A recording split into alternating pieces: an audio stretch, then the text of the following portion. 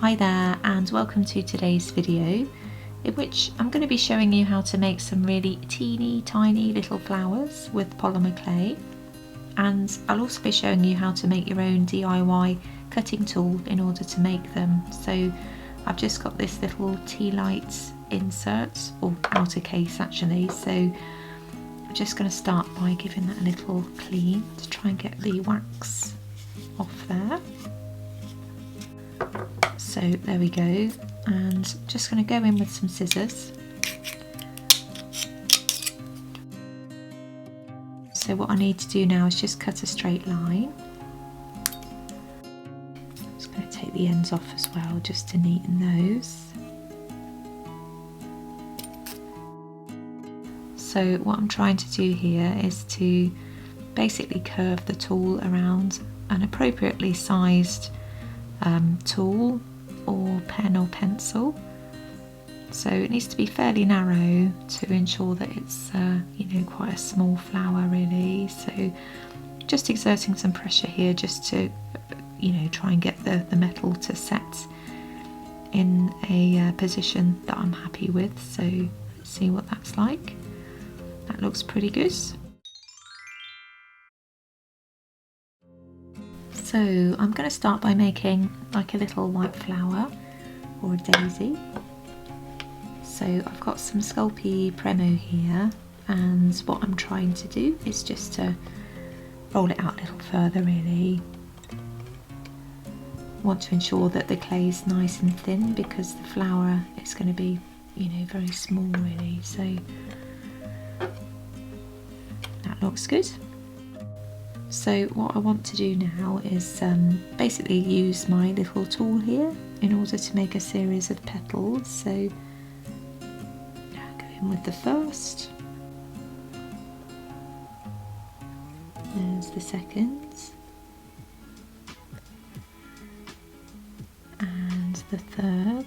And you'll see this is kind of fiddly, so you might well need to make your little flower a few times before you get one you're happy with. So there's number 4. It's really warm in the studio today, that's why it's kind of a bit sticky really. I much prefer to work in cooler conditions if I'm honest, but there we go. So that's just a very basic flower shape. So I'm just going to slightly curve the petals. Like so. You can of course leave it completely flat, it's really dependent on what you want to do with it. If you're using it as a embellishment, obviously you wouldn't want to curl it maybe, but if it's an element on a sculpture or something like that, you might want to curve it. And I'll just pop in a little yellow central piece, and there we go, just a very basic flower. Moving on to some yellow clay here, what I want to do now is make a little buttercup. So again, I'm just trying to make the clay as thin as I can. So 1 petal, 2, 3,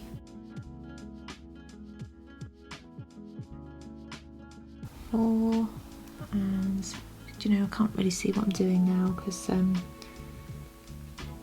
camera's in the way, so if I get this wrong, that'll be why. There we go, it's not too bad. You should find this a lot easier actually if you've not got a camera straight over the project, because it causes a little bit of difficulty here and there. So there's my little yellow flower. I'm just going to curve that over, and buttercups have a slightly different middle section, so I'll just start by popping that there. Lost my teeny tiny ball tool, but this one will do. And now I'll start adding just tiny little balls of clay. So there we go, that's coming together. It's always amazing, I think, what you can do with the most basic of elements, really. These are just tiny balls of clay, but they've made it look a lot more like a buttercup, really. So there we go. Again, I wish it wasn't so warm in here because I'd be able to do a little bit more with it, really. But yeah, that kind of looks enough like a buttercup, I think. So lastly, I'm going to make a little cherry blossom flower, or try to, and I've got some nice pink clay here, and again it's sculpey. So I need to make a little 5-sectioned flower again, and I just thought actually I might just turn that around as I go. So let's see if this is any better. That's kind of why the flowers aren't the neatest today, because I, you know, can't quite see. So there we go. Oops. I think that's come out pretty well actually. So it goes to show the more you do it, you know, the neater your work is, really. So it looks pretty good. The cherry blossom flowers have a tiny, tiny section cut out of them.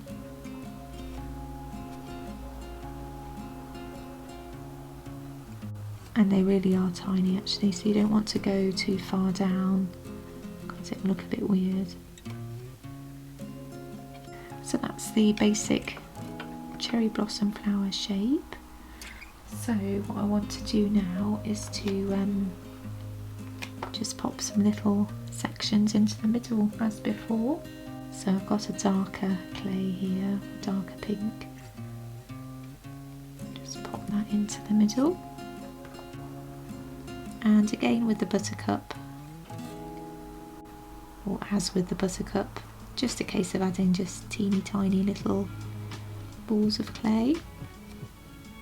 I do love cherry blossom actually. It was such a shame because we don't get the best springs here in the UK generally, and it was sort of cold and windy this year, so they didn't last very long, which is always sad. And if you wanted to, you could add in a tiny bit of yellow here and there as well, just to, you know, represent the kind of pollen.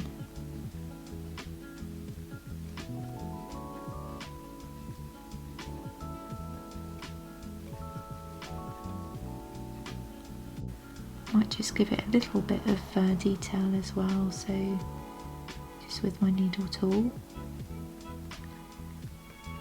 just apply a tiny bit of pressure from the middle to the petals outside.